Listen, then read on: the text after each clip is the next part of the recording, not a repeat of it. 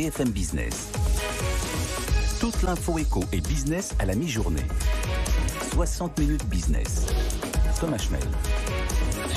Midi 20 sur BFM Business. Sébastien Caillot nous a rejoint. Bonjour. Bonjour. Vous êtes le président de Silad Consulting. On va se rappeler d'abord une citation qui date des années 60. Nous avons choisi d'aller sur la Lune, non pas parce que c'est facile, mais justement parce que c'est difficile. Vous reconnaissez ?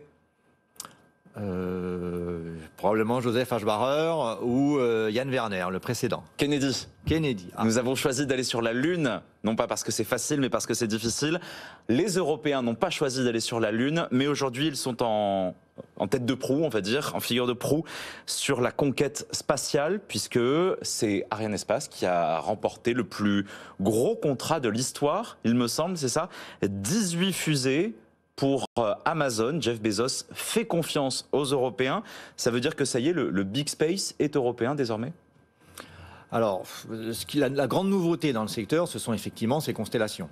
Les constellations à destination télécom, accès à Internet, fourniture d'accès à Internet.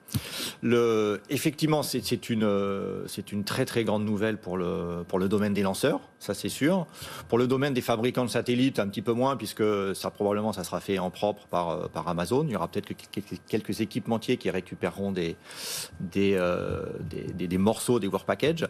Mais c'est sûr que cette méga commande sur les lanceurs, pour Ariane 6, je ne vais pas dire c'est du pain béni, mais c'est un game changer, oui, ça c'est sûr. Alors on va revenir dans un instant sur Ariane 6. Parlons d'abord de ce monopole historique sur l'espace qui était duopole, on va dire, entre les États-Unis, la Russie. Bon, la Russie est plus concentrée aujourd'hui à envahir un pays européen. En revanche, SpaceX, Blue Origin sont américains.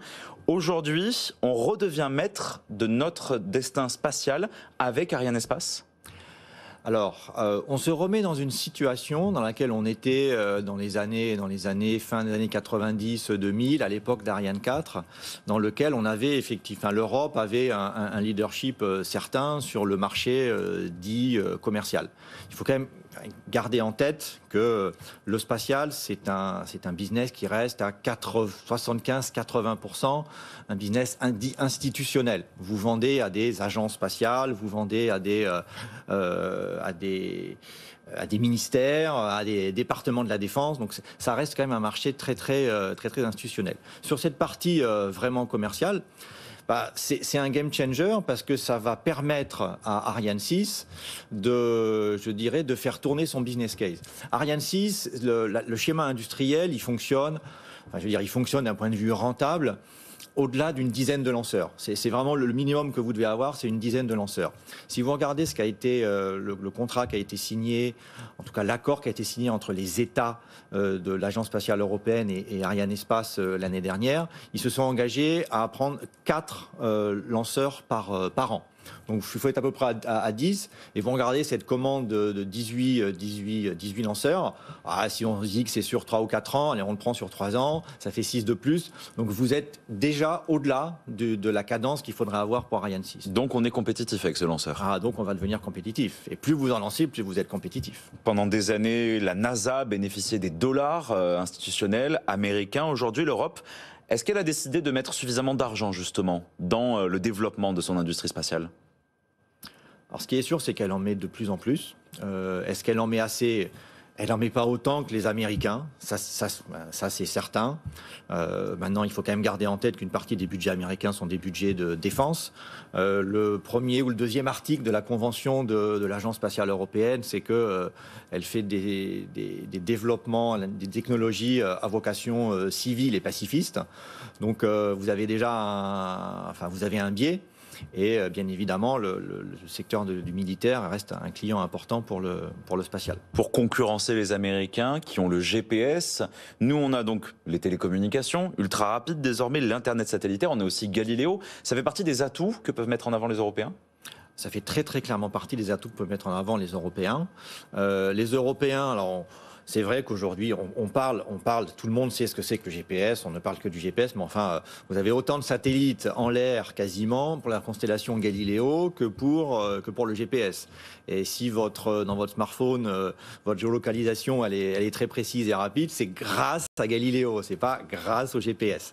Donc très clairement, oui, ce sont des atouts. Et notre atout en Europe, c'est notre industrie, l'industrie des lanceurs, qui va être confortée par cette méga commande, et l'industrie des fabricants de satellites.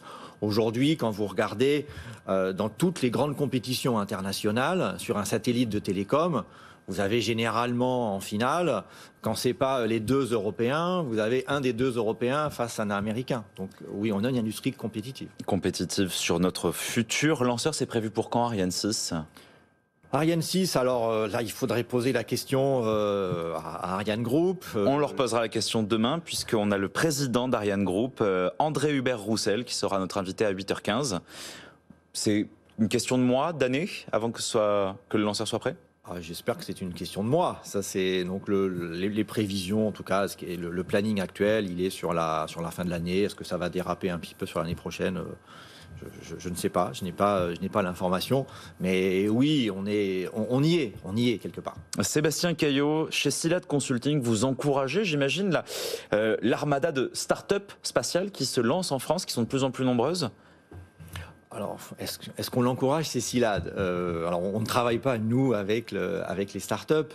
Maintenant, bien évidemment, ça doit se développer. Ce que je trouve assez fabuleux aujourd'hui, c'est qu'on voit des startups qui arrivent à trouver des financements pour des business qui restent à inventer. On parle d'aller faire des réparations de satellites en l'air, on parle d'aller faire du refueling de satellites en orbite. Pour l'instant, il y a pas mal de startups qui travaillent sur tous ces concepts, alors que aujourd'hui, elles n'ont pas les clients. Les seuls clients qu'elles ont, ce sont les agences nationales qui leur payent des développements pour aller investiguer ces technologies. Et ces startups sont de plus en plus nombreuses, notamment à venir sur BFM Business avec vous, avec Lorraine Goumeau, parce qu'elle recrute notamment. On peut dire un mot peut-être de l'échec, entre guillemets, d'Elon Musk, de Starlink, qui n'a pas obtenu son droit de fréquence en France. Ça vous dit quelque chose ? Starlink, le réseau de satellites pour l'Internet satellitaire, qui n'ont pas obtenu ce droit en France. C'est dommage que la France refuse de laisser passer ces satellites-là. Alors, il y a toujours, enfin, les fréquences, c'est le nerf de la guerre. Dans les télécoms, il faut quand même avoir en tête que soit vous avez votre accord de fréquence, soit vous l'avez pas. Et il faut deux accords. Il faut premier accord pour aller le mettre en orbite. Et il faut un deuxième accord, effectivement, pour émettre sur certaines zones géographiques. Alors, oui, c'est un échec. Moi, je pense que c'est principalement un échec pour les zones rurales françaises qui vont pas pouvoir bénéficier d'un accès Internet par satellite à haut débit. Puisque tout le monde n'a pas la fibre ou la DSL encore, enfin la DSL performant en 2022. Exactement. Et puis quelque part, il y aurait aussi eu des retombées industrielles en France. Et ça, Enfin non, moi je trouve que c'est dommage. C'est dommage. Bon, très bien. Merci beaucoup Sébastien Caillot, président de Silad Consulting, d'être venu sur BFM Business.